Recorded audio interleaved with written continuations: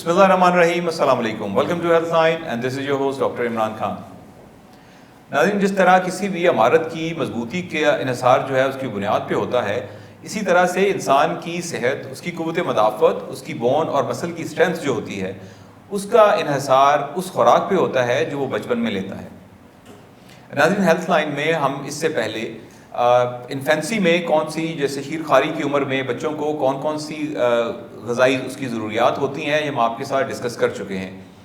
अब हम हेल्थलाइन में आपके लिए एक सीरीज़ लेके आ रहे हैं जिसमें बच्चों की इस शीर खारी की उम्र के बाद से लेके उनके अडल्ट होने तक जो जिस तरह से उम्र की के हिसाब से उनको जो ग़िज़ाई तब्दीलियों की ज़रूरत होती है उसके बारे में हम आपको गाइड करेंगे। और आज हेल्थलाइन में we have two nutritionist with us, Hafsa Mughal and Zainab Khurram. Thank you very much for being with us दोबारा से। और लोगों का फीडबैक आपके प्रीवियस प्रोग्राम के बारे में बहुत अच्छा था और बड़ा इन्फॉर्मेटिव था, इस लिहाज से कि बच्चों की खुराक के हवाले से लोगों में बहुत सारे हमारी सोसाइटी में वहम पाए जाते हैं, अनसर्टेनिटी है, लोगों को मालूम नहीं है। तो आई बिलीव कि ये जो हमारी कोशिश है ये हेल्प आउट करेगी लोगों को सिलेक्ट करने में कि कौन सी राइट फूड जो है बच्चों के लिए है। तो आज हम डिस्कस कर रहे हैं टॉडलर्स की, कि 1 साल से 3 साल की उम्र के जो बच्चे होते हैं उनको कौन सी खुराक की ज़रूरत होती है। सबसे पहले तो मैं आपसे जानना चाहूँगा कि इस उम्र में जो 1 साल से 3 साल की उम्र है, कौन कौन से ऑर्गन्स ऐसे हैं बच्चे में जो कि बढ़ रहे होते हैं, जिनको कि ग़िज़ाई ज़रूरियात, कुछ स्पेशल नीड्स उनकी होती हैं। अस्सलाम वालेकुम, थैंक यू वेरी मच। मैं आपको, जैसे कि आपने अभी बताया कि ये टॉडलर्स की जो एज है ये 1 से 3 साल की उम्र तक के बच्चे जो हैं वो इसमें कंसिडर किए जाते हैं। अब जो पहले साल के बाद जब डेवलपमेंट बच्चे की शुरू होती है तो उसमें 3 चीज़ें जो हैं वो बहुत इम्पॉर्टेंट हैं। सबसे पहले उसकी मस्कुलर डेवलपमेंट है, सेकेंडली उसकी बोन डेवलपमेंट है और थर्ड उसकी टीथ डेवलपमेंट है। ये टीथ डेवलपमेंट शुरू तो हो जाती है पहले साल में ही, लेकिन ये 3 साल तक कंटिन्यू रहती है, जिसमें आप आम लफ्ज़ों में कह लें कि दाढ़ तक जो है वो इरप्शन होनी होती है। तो अब मस्कुलर डेवलपमेंट से bone development and then teeth development, इन सब चीज़ों को फोकस अगर हम करें तो इसमें हमें बहुत ज़्यादा जो फोकस करने की ज़रूरत है वो है कैलोरिक रिक्वायरमेंट पे और प्रोटीन रिक्वायरमेंट पे। और एक तीसरी चीज़ आ जाती है जो हम अपनी ज़बान में जिसको कहते हैं माइक्रो न्यूट्रिएंट्स, जिनमें हमारे वाइटामिन्स और मिनरल्स बहुत इंपॉर्टेंट हैं। और अनफॉर्चुनेटली सबसे ज़्यादा जो हम लैक करते हैं किसी वक्त भी बच्चों की ग़िज़ा में वो ये माइक्रो मिनरल्स हैं, क्योंकि हम इनको इतना ज़्यादा फोकस नहीं कर पाते। जैसे आप कैल्शियम ले लें, जहाँ पे भी हम टीथ इरप्शन या टीथ या बोन्स की इवन बात करेंगे तो हमें कैल्शियम की ज़रूरत है। इसी तरह प्रोटीन्स बहुत इंपॉर्टेंट हैं, क्योंकि प्रोटीन जैसे हमें पता है कि बॉडी के बिल्डिंग ब्लॉक्स हैं। तो किसी भी डेवलपमेंट के लिए, मस्कुलर डेवलपमेंट के लिए, बोन डेवलपमेंट के लिए, टिश्यू डेवलपमेंट के लिए हमें प्रोटीन्स की ज़रूरत है। तो हमारा डाइट फॉर्मुलेशन ऐसा होना चाहिए कि हम सिर्फ कैलोरीज पे फोकस नहीं करेंगे कि इतने बच्चे को हमने इतनी कैलोरीज दे देनी है, बल्कि हम उस पे फोकस करेंगे कि इन कैलोरीज का कंटेंट क्या है। उसमें ये सब चीज़ें हैं जो हमें बेसिकली इन 3 डेवलपमेंटल स्टेजेस को कवर करने में हेल्प करें, मसल, बोन्स एंड टीथ जो है। तो बेसिकली मसल, बोन्स और टीथ 3 ऐसी चीज़ें हैं जो जिनकी डेवलपमेंट के लिए हमें बहुत ज़्यादा, क्योंकि बच्चा ग्रो कर रहा होता है। तो हफ्सा, मैं आपसे पूछूंगा कि जिस तरह ज़ैनो ने बताया कि प्रोटीन्स जो हैं वो बड़ी ज़रूरी हैं, और जो माइक्रो मिनरल्स हैं जिस तरह कैल्शियम है और बाकी जो मिनरल्स होते हैं, तो ये मिनरल्स जो हैं ये क्या मदर का जो मिल्क होता है उसमें होते हैं सारे? अगर नहीं होते तो कौन सी ऐसी ग़िज़ाएँ हैं जिनके अंदर जो कॉमन उस एज में हम दे सकते हैं जिनमें ये सारी चीज़ें पाई जाती हैं? अच्छा, जैसे कि हम आज बात कर रहे हैं टोडलर्स के हवाले से। टोडलर्स की जो उम्र का दौरानिया है हम उसको कहते हैं कि 1 साल से 3 साल की उम्र तक है। जब बच्चा अभी स्टेज में पहुंच रहा है, आपने देखा है 1 साल से लेके बच्चा हाइपर एक्टिव हो जाता है, बच्चा चलना शुरू कर देता है, ठीक है ना। तो तब हम इस चीज़ पे फोकस करते हैं। मदर फीड तो इम्पॉर्टेंट है, वो तो ऑलरेडी बच्चा ले रहा है, और मैंने पिछले प्रोग्राम में भी ये बात डिस्कस की, और मैं दोबारा ये बात बल्कि पहुँचाती हूँ मदर्स तक, और मैं डिस्कस करना बहुत इंपॉर्टेंट समझती हूँ कि ऑलरेडी हम आयरन की बात करते हैं तो मदर के मिल्क में ऑलरेडी आयरन बहुत ज़्यादा होता है। तो जो बच्चा मदर फीड कर रहा होता है उसको आयरन डेफिशिएंसी के चांसेस कम होते हैं, क्योंकि आयरन की एब्जॉर्प्शन मदर फीड करने वाले बच्चों में 50% जो है वो ज़्यादा होती है। इस वजह से और माँ के दूध में तो ऑलरेडी हर चीज़ मौजूद है। जैसे हम जिंक की बात करते हैं, इसी तरह जब हम ग्रोथ की बात करते हैं 1 से 3 साल के हवाले से, इसमें मैं एक और चीज़ ऐड करना चाहूँगी, उसको हम कहते हैं ब्रेन ग्रोथ, जो कि बहुत ज़्यादा इंपॉर्टेंट है इस दौरानिया में। इसमें न्यूट्रिशन जो है वो बहुत डायरेक्टली इन्वॉल्व करती है। 1 साल से 3 साल की उम्र के बच्चे, आपका ये डिसाइड करेगा इस दौरानिया में कि आप अपने बच्चे का IQ लेवल क्या बना रहे हैं। आपके बच्चे की पिकिंग पावर, जिसको हम कोग्निटिव का वर्ड यूज़ करते हैं, मतलब कि बच्चा क्या लर्न कर रहा है, उसकी परसीविंग क्या है, वो क्या सीख रहा है, ये सारी की सारी चीज़ें जो हैं वो न्यूट्रिशन पे डिसाइड होती हैं। जैसे कि आपने देखना है, अगर आपका बच्चा 1 साल के बाद चलना शुरू हुआ है, इस पे भी आपकी डायरेक्टली न्यूट्रिशन इन्वॉल्व है। फिर स्पेसिफिकली क्राइटेरियाज होते हैं कि 1.5 साल का बच्चा है, अक्सर वो बातें पिक नहीं कर रहा होता, वो देर से बोल रहा होता है, वो बातें अंडरस्टैंड नहीं कर रहा होता, उसमें भी चलने में लेट कर रहा होता है, उसमें भी आपकी न्यूट्रिशन इन्वॉल्व है। जैसे मैं एक स्टडी पढ़ रही थी, उसमें मेंशन किया हुआ था कि आयरन इस हवाले से बहुत ज़्यादा इंपॉर्टेंट है। वो बच्चे जो आयरन डेफिशिएंट होते हैं, तो वो मतलब उनका ब्रेन जो है वो उतना अच्छा काम नहीं कर रहा होता, वो जल्दी पिक नहीं कर पा रहे होते। अगर वही बच्चे, उनका आयरन पूरा है, वो जल्दी बोलना शुरू कर देते हैं, आपका IQ लेवल भी डायरेक्टली इन्वॉल्व होता है। तो इस सब चीज़ों को, माँ का दूध तो इम्पॉर्टेंट है, लेकिन ये चीज़ पे अब हमने फोकस करना है कि जब आपका बच्चा 1 साल की उम्र से ऊपर है, तो हम उसको कहते हैं कि हम टोडलर्स में 3 मील पैटर्न को फॉलो करते हैं।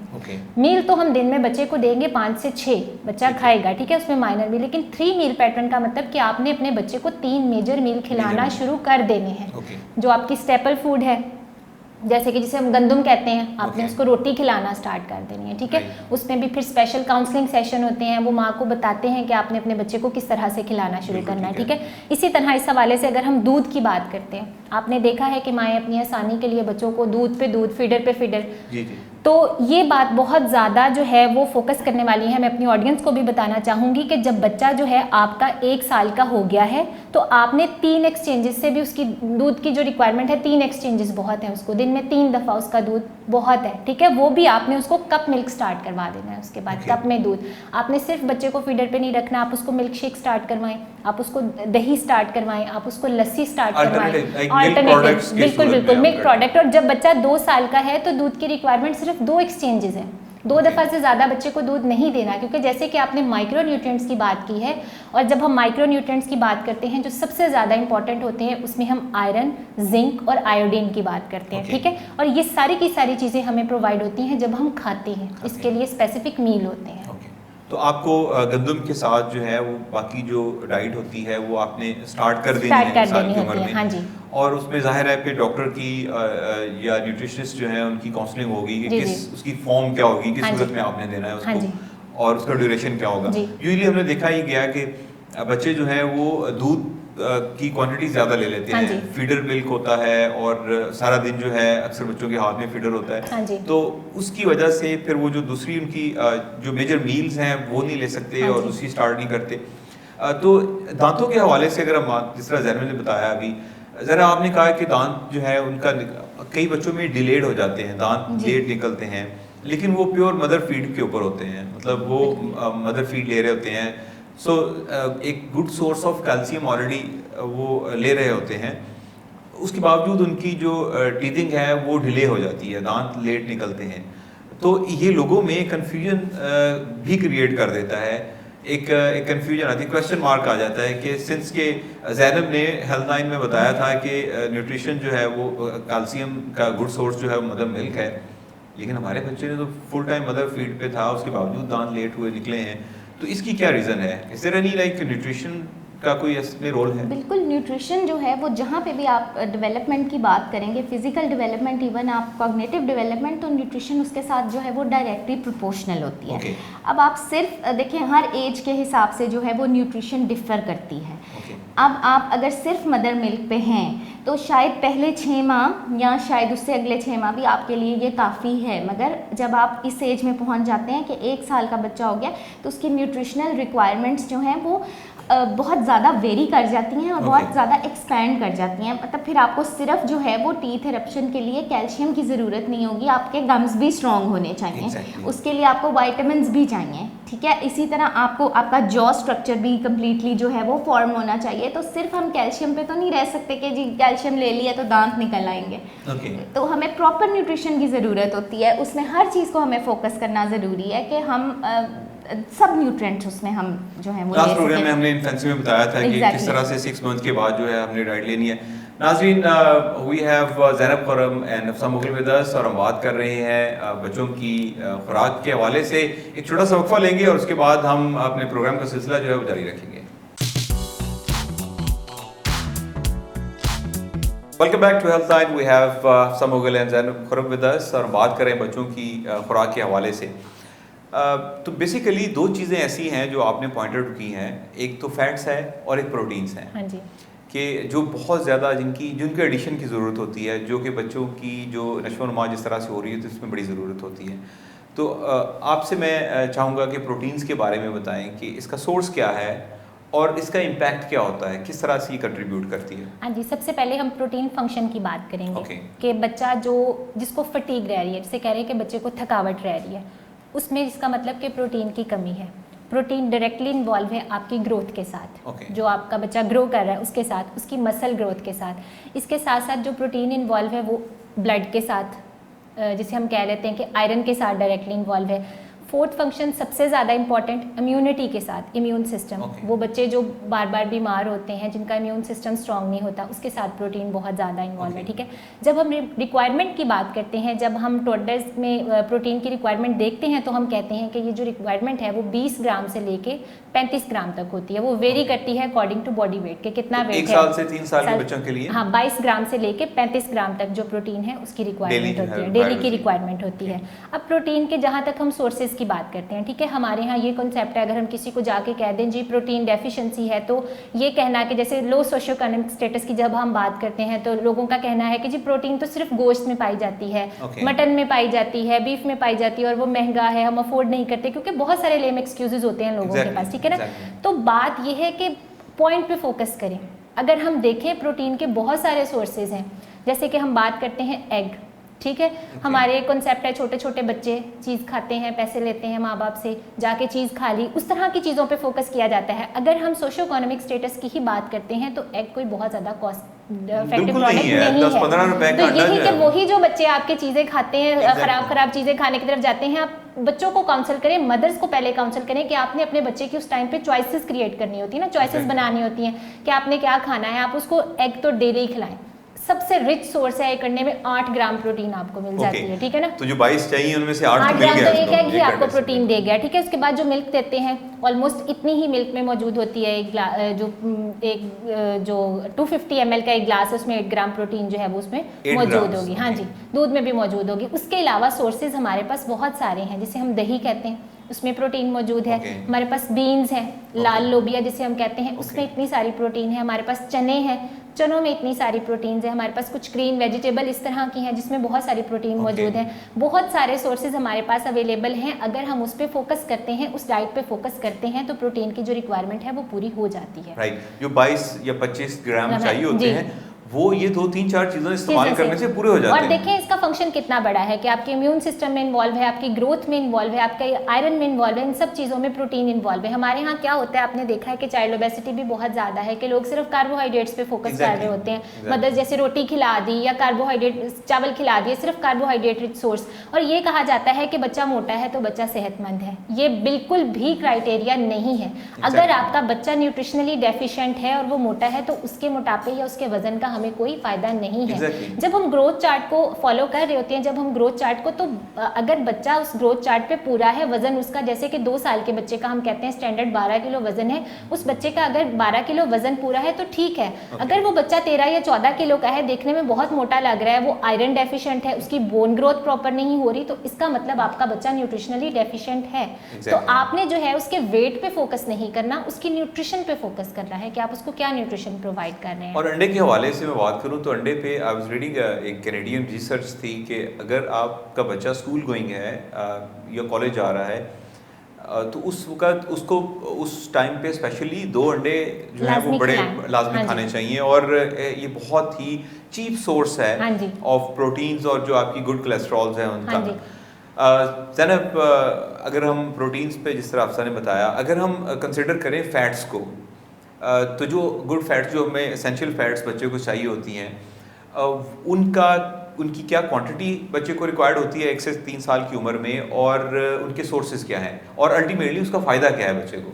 यूजुअली लोगों को ये है कि चर्बी का या फैट का क्या फ़ायदा होगा, तो इस हवाले से ज़रूर बताइए। बिल्कुल यही कि जैसे हम अपने एज ग्रुप में या इवन आफ्टर टीन एज भी देखें तो हम कहते हैं कि जी फैट्स बहुत ज़्यादा नहीं कंज्यूम करने, और नॉर्मली हम लोगों को यही गाइड करते हैं कि आपकी पूरी डाइट में जो है वो 15% जो है या मैक्सिमम 20% तक जो है वो फ़ैट होना चाहिए। और वो भी गुड सोर्सेज ऑफ फैट हों, जिसमें कोई ज़्यादा चिकनाई का एलिमेंट ना हो। लेकिन टॉडलर्स में आके 1 से 3 साल की उम्र में आके सबसे बड़ा डिफरेंस यही होता है कि हमने बच्चों को ज़्यादा मिकदार में जो है वो फैट्स देने हैं।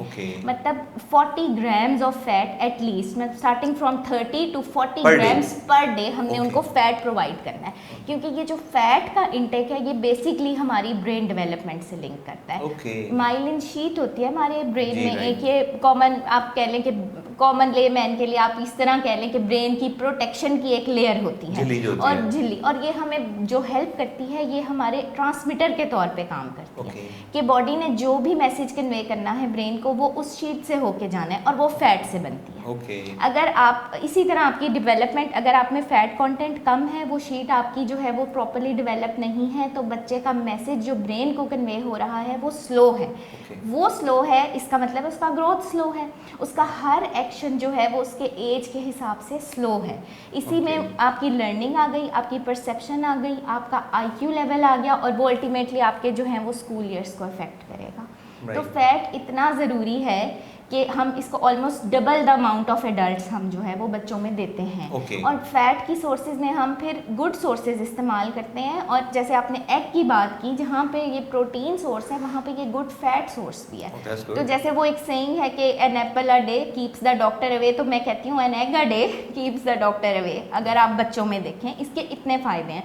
फिर सेकेंडली फैट, अगर जिस तरह स्पेसिफाई किया अफसा ने कि प्रोटीन्स जो एग में है वो 8 ग्राम्स होती हैं, बिल्कुल आपने बताया कि फैट की रिक्वायरमेंट जो है वो 40 ग्राम के करीब है, तो उसमें इस अंडे में फैट की क्या उसकी है क्वांटिटी? इसकी जो योक है, बेसिकली योक में जो है वो फैट्स होते हैं। एग वाइट में इतने फैट्स नहीं होते, ये गुड, हाँ जी, तकरीबन 3 ग्राम्स तक जो है वो फैट आपको एग योक से मिल जाता है। तो अगर आपकी 2 भी इंटेक हो तो ये 6 ग्राम्स बनता है। और प्लस जिस आप घी में, ऑयल में फ्राई करेंगे, वो आप जब उसको फ्राई करेंगे वो कंटेंट अलग ऐड होगा। जैसे अगर आप घी इस्तेमाल करते हैं तो 1 टेबल स्पून में आपको 6 ग्राम्स ऑफ फैट मिल जाते हैं। इसी तरह सिंपल सी बात है, आप पराठा बनाते हैं, ठीक है, आप पराठा, अब जो मदर्स हैं वो मेरी बात को शायद ज़्यादा बेहतर समझ सकें कि हम पराठे के अंदर भी पहले घी लगाते हैं और फिर उसको फ्राई करने के लिए भी घी लगाते हैं। संडे को हम भी यही काम करते हैं, ऐसे ही करते हैं, तो वो डबल हो जाता है। तो वो इस तरीके से, मतलब जैसे हफ्सा बात कर रही थी कि ये बहुत ईजी है। सिर्फ प्रॉब्लम ये है कि हमारे यहाँ काउंसलिंग नहीं है, हमारे यहाँ अवेयरनेस नहीं है, बताया नहीं जाता, समझाया नहीं जाता, लोग परसीव नहीं कर पाते बात को। वरना ये फैट या प्रोटीन या ये चीज़ें प्रोवाइड करना, और जिस क्वांटिटी में आपने बताई हैं, ये तो अगर 2-3-4 चीज़ों का ख्याल रखें, अंडा रोज़ खाएं, और जो खुराक है गंदम का इस्तेमाल है, जो भी घर में बना हो। होल मिल्क पीते हैं ना, अगर विदाउट उसकी बलाई रिमूव किए आप बच्चे को वो देते हैं, उसमें भी फैट है, उसमें फैट है, दही में फैट है। और ये सारी चीज़ें जो नॉर्मल एक दिन में इंसान खाता है, अगर बच्चे को हम थोड़ा कम मिकदार में वो दे दें तो वो उसकी जो ग़िज़ाई ज़रूरियात हैं वो उसी से पूरी हो सकती है। फोकस नहीं ना किया जाता सारा दिन के बच्चे को क्या खिलाना है, उससे क्या खाना है, रेगुलराइजेशन नहीं है। मदर्स ने वही कि जैसे फीडर वाली बात होती है कि सिर्फ दूध पे लगा दिया, पता नहीं है कि कितनी रिक्वायरमेंट देनी है, या ये नहीं पता अगर बच्चे को ऑफर कैसे करना है, बच्चे को खिलाना कैसे है। बच्चे ने एक दफ़ा इनकार किया है तो इस पे यकीनी तौर पे इस पे बात करूंगा, क्योंकि ये एक बहुत बड़ी एक मदर की तरफ से फीडबैक होता है इस पे कि बच्चे खाते नहीं हैं। एक छोटी सी ब्रेक लेंगे नाजरीन, और इसके बाद हम जो ग़िज़ाई ज़रूरियात हैं टॉडलर्स की, उसके ऊपर बातचीत का सिलसिला जारी रखेंगे। We need to take a short break. Welcome back to Healthline. We have Zainab Khurram and Hafsa Naseer Mughal. Madam, आप बात कर रहे थे बच्चों की खुराक के हवाले से। ज़ैनब, आपसे मैं चाहूँगा इसका फीडबैक कि माओं की यूजुअली ये कंप्लेंट होती है कि हमारी जो बच्चों की जो खुराक है वो उस तरह से नहीं लेते, बच्चे दूध ज़्यादा प्रेफर करते हैं, ये जंक फूड खा लेते हैं। तो बच्चों को, माओं के लिए क्या मशवरा है कि किस तरह से बच्चों की जो खुराक है उसको अट्रैक्टिव बनाया जाए कि बच्चे जो हैं वो टाइमली, बड़ा मुश्किल होता है कि स्विच करना बच्चों को प्रॉपर मील पे ऊपर लेके आना, जिस तरह से अफसर ने बताया कि 3 मेजर मील जो है लेने चाहिए। तो how to make the food attractive? ये बहुत इम्पॉर्टेंट है इस सेंस में कि बाज़ दफ़ा बच्चे की एपिटाइट भी होती है, लेकिन बच्चे जो हैं वो दूसरी एक्टिविटीज़ में इंडल्ज होते हैं, या फूड की तरफ प्रेफरेंसेस या चॉइसेस आ जाती हैं, या may be food is not more attractive, तो उनसे नहीं खाया जाता। इसके लिए मदर्स को, मतलब जैसे हफ्सा ने कहा 3 मील पैटर्न, वो 3 मील पैटर्न का मकसद ये होता है, और उसमें हमने एम्फसाइज़ ये करना होता है कि जब आप खुद नाश्ता करने के लिए बैठें तो आप अपने बच्चे को अपने साथ बिठाएं। बेशक उसकी एक अलग से चेयर हो, एक अलग से टेबल हो, या वहीं पे वो आपके साथ बैठे, उसको ये फील आए कि ये एक नाश्ते का टाइम है, फॉर्मल तरीका है, और माँ भी नाश्ता कर रही है और मैंने भी करना है, और घर के सब फर्द जो हैं वो नाश्ता करें। हमारे यहाँ कॉमन प्रैक्टिस होती है कि पहले बच्चे को खिला दें ताकि फिर हम आराम से खा लें, क्योंकि इससे तंग करना है, इसको पहले खिला दें। वो अब बच्चे को हमने जो है वो घंटा पहले खिला दिया, कभी आधा घंटा पहले, कभी खुद खा के बाद में खिला दिया, तो उसका वो माइंड जो है वो वही परसीव करता है कि खाना खाना है, किसी भी वक्त खा लेंगे, जब मेरा दिल करेगा मैं खा लूँगा, अभी मैं कार्टून देख रहा हूँ या अभी शायद मैं। तो सबसे पहले तो ये करें कि जब आप खुद नाश्ता करें 3 टाइम्स आप बच्चे को अपने साथ बिठाएं कि ये खाने का टाइम है और बेटा इस टाइम आपने खाना है।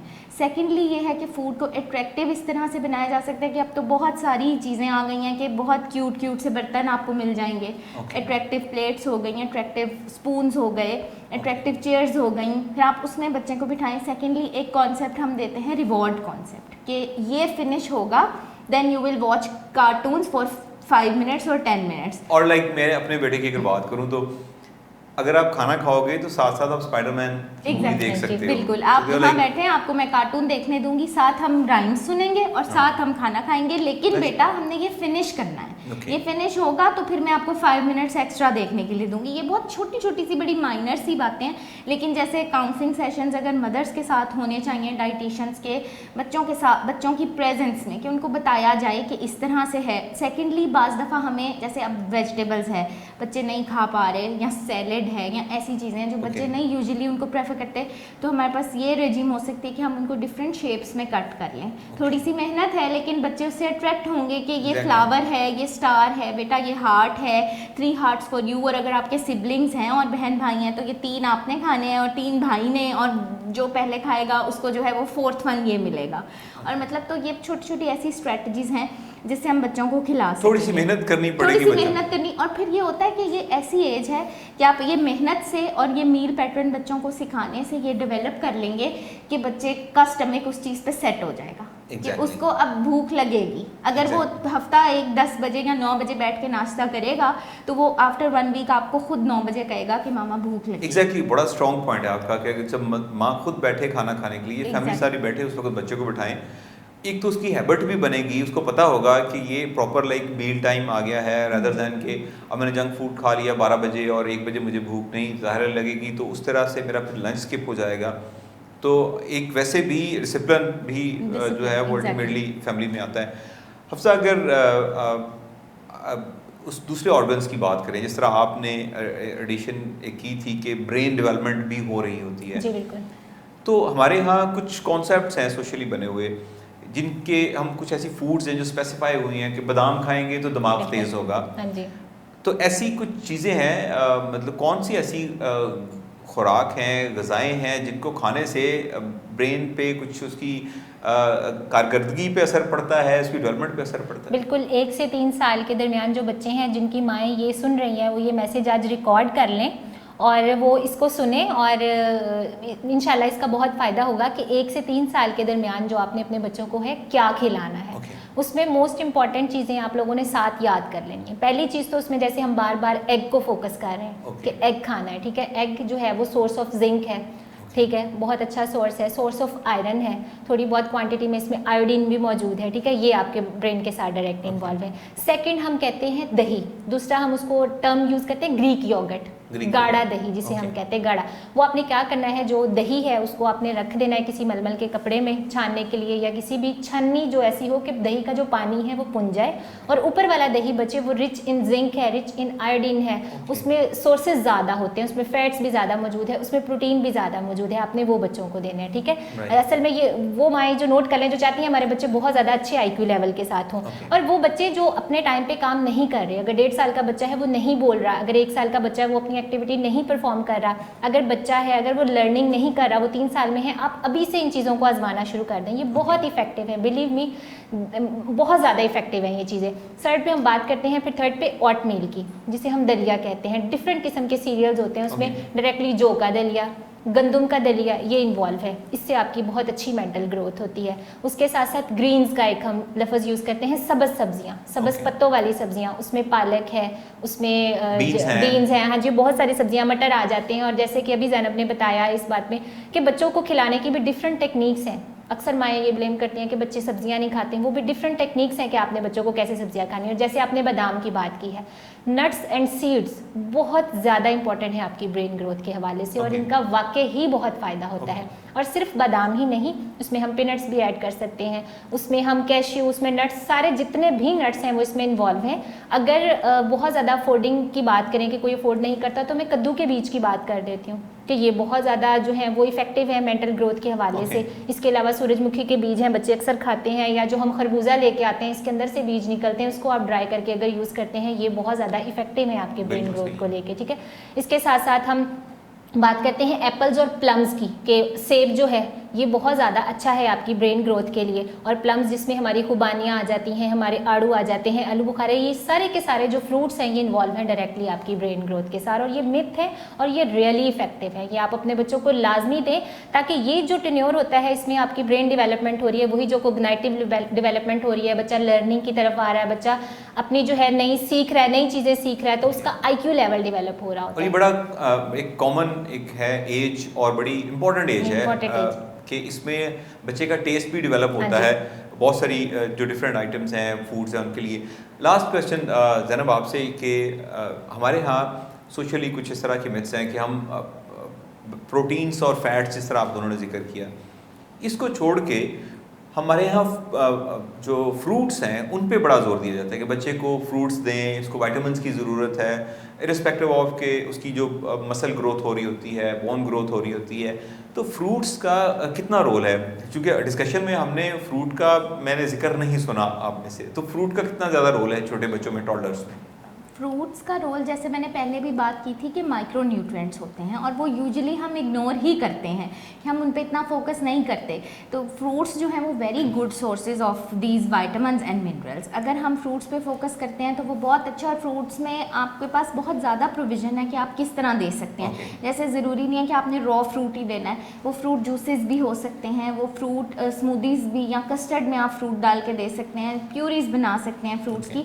तो फ्रूट्स का नो डाउट बहुत ज़्यादा रोल है। और सेकंड प्रायोरिटी है, फर्स्ट जो है प्रोटीन एंड फैट्स। सबसे पहले जब भी न्यूट्रिएंट्स की बात होती है, ऑब्वियसली हम मैक्रो न्यूट्रिएंट्स के प्रोटीन, फैट्स, कार्ब्स, हम इनको कवर करते हैं। लेकिन साथ साथ चूंकि हमें अब जैसे फैट है, मैंने फैट की बात की थी, हम फैट अगर हमारे पास प्रॉपर अमाउंट में फैट होगा तो ही वो इन फैट सॉल्युबल विटामिन्स को एब्जॉर्ब कर सकेगा। जो A, D, E और K विटामिन्स हैं जो हमें फ्रूट्स और वेजिटेबल से मिलनी है, वो उनकी एब्जॉर्प्शन तभी होनी है जब एडिक्वेट अमाउंट ऑफ फैट होना है। तो वही बात कि हर चीज़ की अपनी एक इम्पोर्टेंस है। तो फ्रूट्स भी इक्वली इम्पॉर्टेंट है, मगर कमिंग टूवर्ड्स वही हमारा जो आज मेन फोकस है, फिजिकल एंड कॉग्निटिव डेवलपमेंट, हम पहले इन चीज़ों को फोकस करें और फिर हम जो है वो फ्रूट्स को भी ज़रूर ऐड करें, बैलेंस प्रोपोर्शन के साथ हो, और ये नेग्लेक्टेड ना पार्ट रह जाए। और ये अभी है हमारे यहाँ नेग्लेक्टेड बिल्कुल है। बल्कि ये है कि जैसे मैं आपको सजेस्ट करूंगी कि जैसे हम बच्चों को स्नैक्स की आदत डालते हैं कि दोपहर में खा लिया, शाम में भूख लगी तो कोई स्नैक दे दिया। हमारा यूजुअली ये है कि कुछ फ्राई कर दो, क्रैकर्स दे दो, नगेट्स दे दो, कुछ हल्का सा फ्राई कर दो, जल्दी से हो गया। उससे बेहतर है कि आप बच्चों को फ्रूट्स और वेजिटेबल्स एज स्नैक्स दें। इससे बेहतर कोई स्नैक हो ही नहीं सकता कि आप रॉ फ्रूट्स दे दें और आप कहें कि बेटा ultimately we have to go back to the organic side, जो ओरिजिनल जिस तरह से हमारी ग्रैंडमदर्स थी, जिस तरह से वो उस तरह दोबारा हम we have to go there. Exactly. Fruits को लेके मैं थोड़ा सा ये एडिशन करना चाहूँगी, वो माएँ जो ये क्लेम करती हैं कि उनको बच्चों को भूख नहीं लगती, तो ये मेरा पर्सनल एक्सपीरियंस भी है और आप इसको करके देख लें कि वो बच्चे जिनको भूख नहीं लगती उनको फ्रूट्स खिलाना शुरू कर दें। अगर आप एक टाइम पे उनको फ्रूट खिलाते हैं ना, क्योंकि सोर्स ऑफ फाइबर है, आपको पता है फाइबर जितना खाएंगे बच्चे को 3 घंटे बाद खुद ब खुद भूख लगेगी, और एपेटाइजर के तौर पे हम दे सकते हैं। और इसमें मैंने देखा है कि एप्पल जो है वो takes a lead every time. Apple के बाद तो घंटे आपको बाद बहुत आपको अच्छी भूख भूख, जो जरूर आपने लगती इतने है। महंगे महंगे बच्चों को भूख के सिरप्स देने होते हैं, हमारे पास माएँ आती हैं आके कहती हैं कोई भूख का सिरप लिख दे। भूख का तो बेस्ट भूख का सिरप यही है कि आप अपने बच्चों को फ्रूट्स खिलाना भूख का शुरू सिरप कर ज़रूर दें। लिखवाएं अगर बच्चे को आप न्यूट्रिशनिस्ट या ये डॉक्टर रिकमेंड करें, लेकिन उसके बाद ये ख्याल रखें कि भूख के बाद वो जंक फूड ना खाए। हाँ जी, बिल्कुल, भूख लगने बिल्कुल, के बाद हम तो गाइड ही ये कर रहे हाँ हैं जी। कि भूख अगर लगे बच्चे को तो उसको देना क्या है। क्या है, थैंक यू बिल्कुल। Very much for being with अस। नाजरीन, आपने ज़ैनब खुर्रम और हफ्सा मुगल की बातें सुनी, और ये आज का प्रोग्राम जो था वो 1 साल से 3 साल के बच्चों में जो ग़िज़ाई तब्दीलियों की ज़रूरत होती है उसके मामले पे था। और जिस तरह दोनों हमारी जो माहिर ग़िज़ाइयात हैं उन्होंने बताया कि प्रोटीन और फैट्स बड़ी ज़रूरी होती हैं, और प्रोटीन्स और फैट के लिए अगर आप जो है वो 1 साल के बाद नॉर्मल उसकी नाश्ता जो है अपने साथ बिठाएं बच्चे को, उसको करवाएं। अंडे का इस्तेमाल ज़रूर करें, और उसको अगर आप फ्राई करते हैं तो फिर अंडे की अपनी जो फैट्स हैं और फिर जो ऑयल में आप फ्राई करेंगे उस भी फैट्स जो है वो एसेंशियल जो नीड्स हैं बच्चे की वो पूरी कर देती हैं। इसी तरह से दोपहर को खाना अपने साथ जब आप खाएं तो ज़रूर खिलाएं। रात को 3 मील जो है बच्चे के उसको मेंटेन ज़रूर करें, और उसके अलावा कोशिश करें कि बीच में अगर आप दूध है उसको आप प्योर फॉर्म में दे दें, उसका कोई मिल्क शेक बना लें, उसकी कोई योगर्ट जमा के उसको योगर्ट बना के दही बना के दे दें, या फिर उसके बाद अगर कोई ऐसा आप समझते हैं कि आपके टाइम में विंडो है ऐसी, तो आप बच्चे को फ्रूट का इस्तेमाल भी ज़रूर करें। और ये बड़ा ज़रूरी है बच्चों की मेंटल हेल्थ के लिए और फिज़िकल हेल्थ के लिए। आपके बच्चे दिमागी तौर पे, जिस्मानी तौर पे सेहतमंद होंगे तभी वो इस दुनिया में, इस फास्ट पेस दुनिया में अच्छे तरीके से परफॉर्म कर सकेंगे। Will see you next week with a new programme. Thank you very much. अल्लाह हाफिज़।